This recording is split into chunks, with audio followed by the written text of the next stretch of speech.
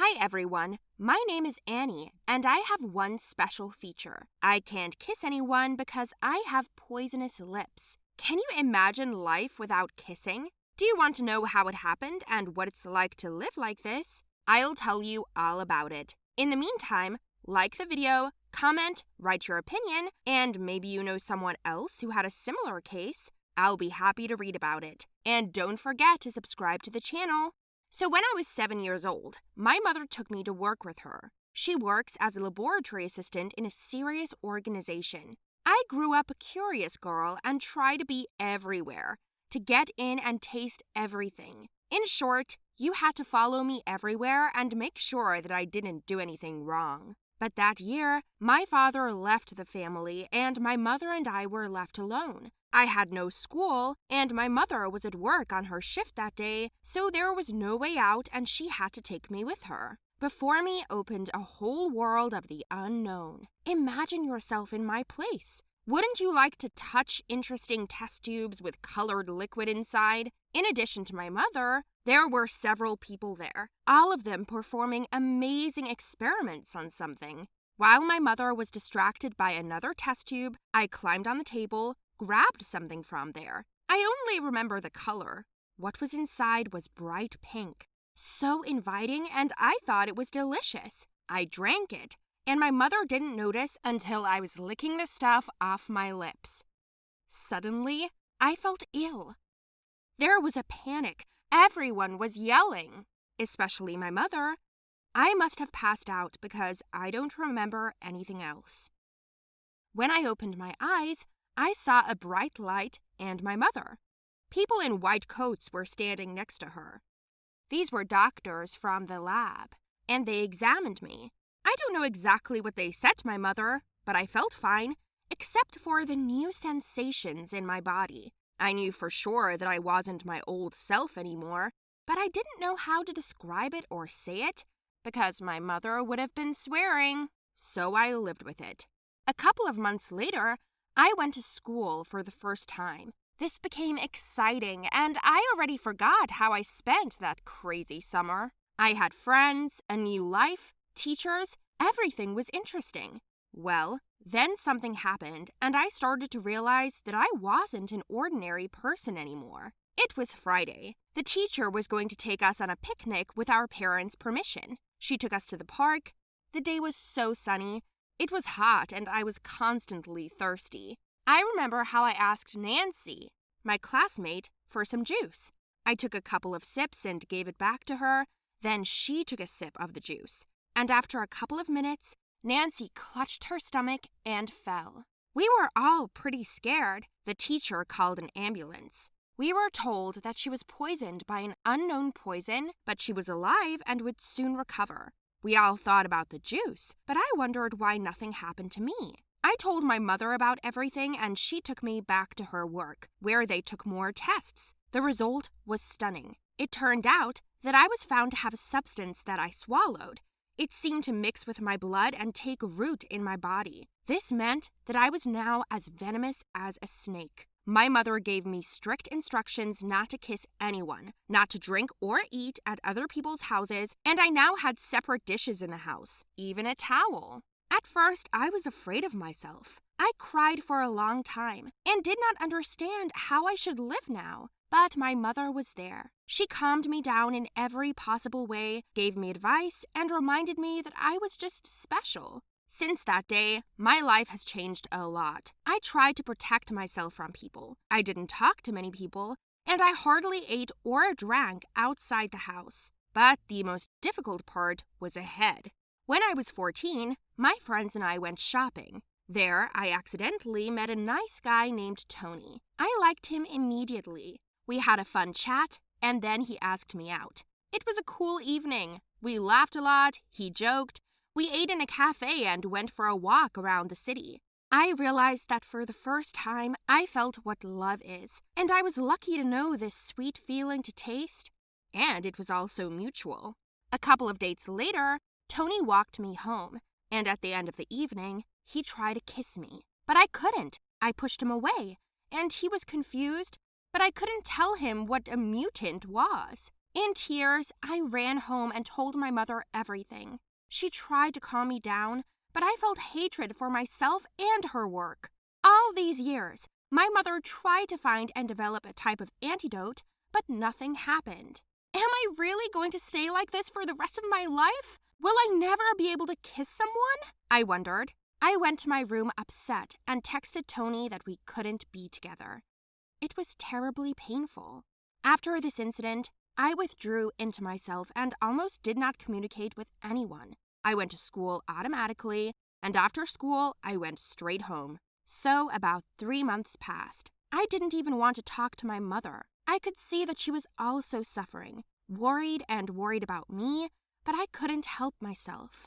Some time has passed since then. I remember my mother running home all happy and telling me that she had come up with a way for me to live. I once again passed a thorough examination, and it turned out that only my lips were poisonous. My mother made me a special product, something like a transparent lipstick that you put on your lips, and it temporarily blocks the effect. We did a lot of experiments, and the last one was that my mother herself kissed me on the lips, and everything was fine with her. I almost cried that day with happiness, because now my life will be easier.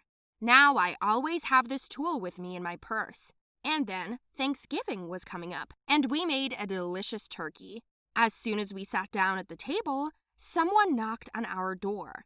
My mother asked me to open the door, and oh my God, I couldn't believe it. Was it Tony? I hugged him with all my strength, and he gave me flowers and came inside. My mother looked at me with a smile. Tony said he knew everything because my mom found him online and met up to talk to him. And Tony wasn't scared. On the contrary, it was an unusual experience for him. After dinner, we went for a walk, and then he tried to kiss me again. I smeared my lips, and I was still scared, but he said he trusted me and kissed me. It was the first kiss in my life. I will remember it for the rest of my life. It was beautiful. Since then, Tony and I have been together, and he doesn't tell anyone about my personality anymore, so there won't be any questions. But it doesn't matter, as long as he's there, just like my mother. She, by the way, does not give up trying to invent a cure. I believe that everything will work out, but in the meantime, I have my magic lipstick. Do you think you can buy happiness? But at what price? I tried it once, and I admit it almost cost me my life. I'm Steve. I'm 44, and I'm a drug addict, I said when I went to a Narcotics Anonymous meeting. Oh yeah, it happens. For as long as I remember, I've been trying to change my life. For example, when I was a schoolboy, I came home every day after school. I didn't go out with my friends. I didn't try to meet girls. I went straight home. I knew that my mother was waiting for me at home and that she needed me. I would open the front door, drop my book bag in the hallway, and go to my bedroom. My mother was always there, didn't go out, didn't like the neighbors. She kept saying that they just wanted something to gossip about. Already in the corridor, the sharp smell of alcohol hit my nose. The house was dark, even during the day, because the windows were always curtained. My mother didn't like it when people stared at our house. That's what she said. On the way to her room, I collected scattered items, sometimes bottles of cheap drinks. I wonder if she ever eats, I asked myself. I always brought her a dinner, but I took it away 2 hours later, untouched. But there were plenty of empty bottles. As long as the house had at least some money from her grandfather's inheritance, she ordered alcohol delivered to the house. Are you home yet? She asked me. Yes, Mom, I would say to her and go to my room. This is my little kingdom. I always remember the time when my father came home from work. My mother cooked a delicious dinner and called me from the street. The three of us would sit down at the table, thank God for everything we had, and only then would we start eating. God gives, God takes, as they say. But why was all this taken away from me? My father left us for another woman, and since that time has never called. My mother could not bear the betrayal and began to drink. First, once a month, then every day. I still tried to be a good son for her sake. I thought maybe she would remember me and return to being the same caring mother. I was wrong to hope. I was 24 when she died of cirrhosis of the liver. Imagine the funeral was just me. It was awful to bury a single close to you, but still alone. I didn't know how to go on living, how to deal with the emptiness. Now I was completely alone. One morning someone rang the doorbell, and when I opened it, no one was there, and there was a flyer on the ground that said pain vaccine, and there was a message inside. Great minds have invented a vaccine for pain. This mental analgesic was quickly spread throughout the city among the local residents, but it did not go beyond its borders. The elders decided to keep the recipe a secret in order to become immortal and absolutely happy. So it was at first. Everyone could only envy them, and with the most real envy, they did not care about anything: the death of a neighbor, unhappy love, humiliation of honor and dignity, mistakes, insults, or quarrels. They were absolutely happy, forgetting about the wounds that can't be cured with skin antiseptic, wounds that don't heal. They figured out how to sew them up. Want to know how? Come. Then there was an address and location. To be honest, I didn't think for a long time this is what I needed. In the evening, I packed up and went to the indicated place. It was creepy unsociable. Then there was the door to the bunker. At this time, a guy came up. We looked at each other and realized that we were both going to the same event. He rang the doorbell, and I noticed a cool ring on his finger. My father gave it to me when I came of age. It's a family heirloom, he said, noticing my curious look. I felt awkward. They opened the door for us. It was quite cozy inside. A pleasant-looking girl stood at the entrance. She led us into the hall. There were several other people sitting there. We were all different: old men, women, and men. The only thing they all had in common was that their wounds didn't heal. A couple of minutes later, a middle-aged man came out to us. He immediately began to talk about his life, about the loss he had suffered, how lonely he felt, and how the pain vaccine had helped him. The sense of invincibility has given me the advantages in life that I am dealing with now. I have my own business, house, car, but the main thing is that I'm protected from everything that can harm, he said. I listened carefully and understood, and this is exactly what I needed.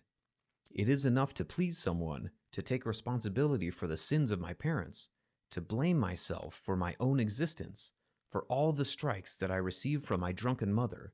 That's enough. At the end of the meeting, this man handed out questionnaires to all of us and asked which of us wanted to try the vaccine. The guy with the ring and I both raised our hands. The rest decided to think about it. I was told to come back in a week, and that dude was supposed to stay. After 7 days, I returned to this bunker. The man made the speech again. When everyone was gone, Jack, that was his name, invited me to dinner. We went into the dining room. He promised to let me try the vaccine. The vaccine was invented by my ancestors. We help those in need become happier because we know the value of happiness and know what grief is. I would like to continue the work of my great-grandfathers to help people free themselves, Jack said. He poured the same vaccine into my glass and told me to drink it down. It tasted like ordinary wine. I felt nothing but a little dizzy, and Jack immediately said that the effect would come later. We continued eating. I felt more and more dizzy. After my ancestor invented the vaccine, people started asking for more and more. They didn't know the measure. Over time, carelessness was replaced by indifference. Then came cynicism and coldness. Everything was devalued feelings, the taste of victory, empathy, fear of loss. But they forgot about the balance. Because there is no day if there is no night. Without yin, there is no yang. Happiness is not only good, but also bad. Without the terrible, the beautiful loses its uniqueness and beauty. Yes, Steve? He asked. I suddenly choked on my meat. I came across something solid. I spat it into my hand and saw the ring. Disgust, mixed with horror, came up in my mouth. Jack smiled and shouted that he was God and would restore the balance in the world. that he would punish all the unrighteous who wanted free happiness and rid the world of sinners. He grabbed a knife and tried to attack me, but I barely dodged, grabbed the candlestick, and hit Jack on the head. Then I ran out into the street before his assistants arrived. To my good fortune, the police came by. It turns out that the vaccine is a drug that cultists use to pump into people and then eat them. They thought of themselves as sort of keepers in this dirty world. I recovered from the shock and realized that happiness never comes for free. But I never got rid of my drug addiction.